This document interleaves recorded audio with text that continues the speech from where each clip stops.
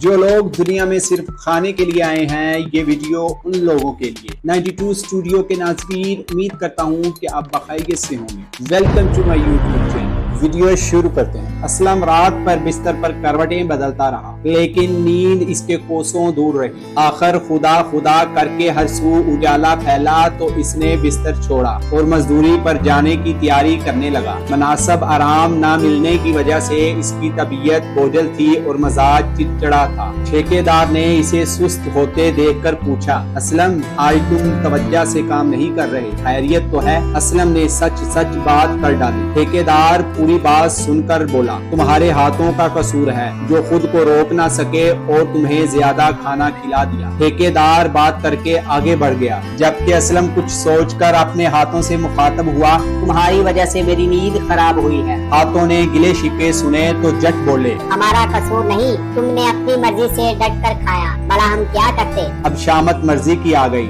اے دل، یہ سارا کیا دڑا تمہارا ہے، اگر تم چاہتے تو ہاتھوں کو زیادہ کھلانے سے روک سکتے تھے۔ اسلم نے دل کو کھری کھری سناتے ہوئے کہا، دل بلا کب خاموش رہتا ہے، یہ پیدائش سے موت تک بغیر تھکے دھڑکتا ہے، کیونکہ دل کی عضلات جنہیں کارڈک مسل کہا جاتا ہے عمر بھر نہیں تھکتے۔ دل نے گہری سانس لی اور بولا، اب بلا میرا کیا گناہ، میرے پاس کام بہت ہے۔ میرے دائیں جانب سارے جسم سے خون صاف ہونے کے لیے آتا ہے اور پھیپھڑوں سے آ کر پورے جسم کو مہیا کیا جاتا ہے۔ مجھے فرصت کہاں کہ اس طرح کے کام کروں؟ دل نے اپنی صفائی دیتے ہوئے کہا اور بات ختم کرتے کرتے ذمہ داری میدے پر ڈال دی۔ میدا بھی اب تک کی پوری گفتگو سن چکا تھا، اپنی برائی سن کر برق اٹھا۔ اچھا جی، کوئی نہ ملا تو ملبہ مجھ غریب پر ڈال دیا، میں ساری باتیں سن چکا ہوں، میری کوئی غلطی نہیں۔ جیسے جیسے غذا میدے میں پہنچتی رہی، میری دیواروں سے متعدد طوفیت خارج ہو کر ہضم کرتی رہی۔ بے تحاشا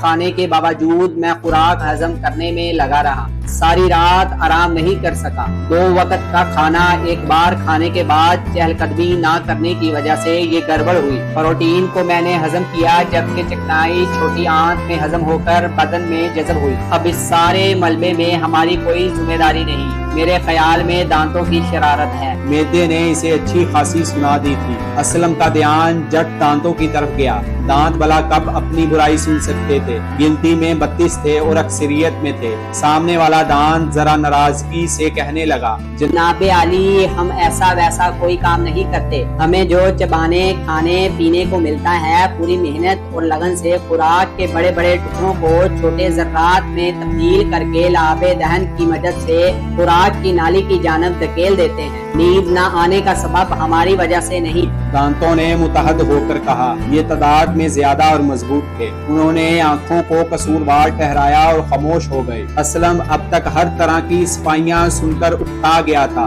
وہ ناراضگی سے آنکھوں سے مخاطب ہوا، لو اب تم ذمہ دار ہو، اگر تم وقت سے بند ہو جاؤ تو بھلا نیند کا مسئلہ نہ ہو۔ آنکھیں دو تھی، فوراً متحد ہو کر یک زبان بولی، واہ جی واہ، ساری رات ہمیں زبردستی دبا دبا کر بند کرنے کی کوشش کرتے رہے۔ پروردگار عالم نے رات آرام کے لیے پیدا کی ہے، لیکن افسوس کسی کا گناہ ہمارے سر پر ٹھوکا جا رہا ہے۔ ساری رات کروٹیں بدل بدل کر ہمیں زبردستی بند کیا گیا۔ ہماری پلکوں کا کام آنکھوں کی حفاظت کرنا ہے، وہ کام ہم کرتے رہے، ہمارا کوئی قصور نہیں۔ یہ سب دماغ کا کیا دڑا معلوم ہوتا ہے۔ او میاں، کیا بات ہے، کہاں غائب ہو؟ جلدی جلدی کام مکمل کرو، تنخواہ کام کی ملے گی، بیٹھنے کی نہیں۔ ٹھیکیدار برہم ہو کر بولا۔ اسلم جو جسم کے اعضاء سے جگڑنے میں مصروف تھا، خیالوں کی دنیا سے نکلا اور کام شروع کر دیا، جبکہ جسم کے تمام اعضاء ہنسی مذاق میں لگ گئے۔ وہ جانتے تھے کہ جو شخص فطرت کے قوانین سے دوستی نہیں رکھتا، وہ اسی طرح نقصان اٹھاتا ہے۔ اس معاملے میں یہ ہوا کہ زبان کا خیال کسی کو نہ آیا،